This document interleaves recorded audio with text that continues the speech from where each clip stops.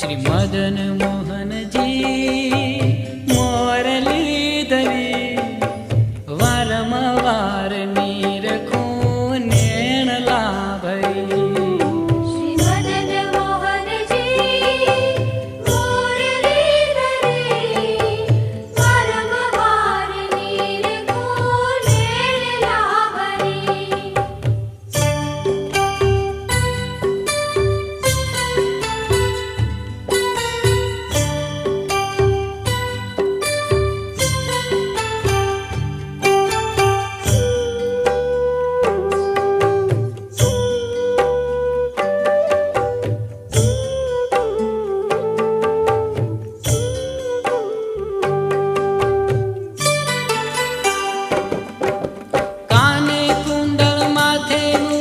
हसी हसी लइए ताली काने कुंडल माथे मुगट हसी हसी लइए ताली।